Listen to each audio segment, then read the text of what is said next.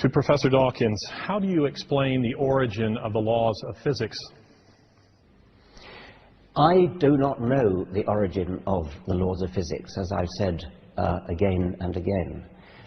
What I do know is that whatever they are, and I've said this again and again, whatever they are, it certainly doesn't help to propose that they were designed by a conscious intelligence, because that simply makes a bigger question than you've solved. Now, the laws of physics, to break that down a little more, it has been suggested that the laws of physics are extremely fine-tuned, and that if they were any different, the universe as we know it wouldn't exist, stars wouldn't exist, chemistry wouldn't exist, biology wouldn't exist, and we wouldn't exist.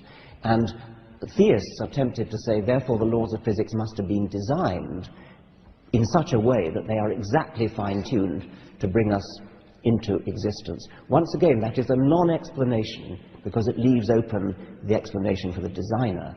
There are many physicists who explain that by saying, well, with the so-called anthropic principle, saying that we could only exist in a universe which has the right laws and the right constants to bring us into existence, and therefore the fact that we're talking about it determines that we must be in such a universe. That's the anthropic principle. There are versions of it which make it a bit more plausible.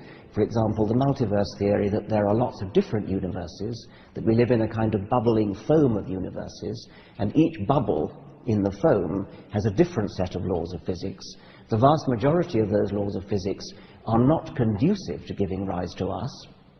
A tiny minority are conducive to giving rise to advanced life forms.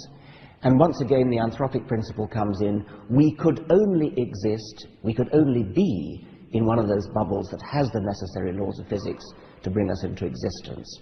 And therefore, obviously, since we do exist, since we're talking about it, we must be in such a universe. I haven't answered the question, but what I hope I have done is to show that whatever else the answer is, it cannot be God.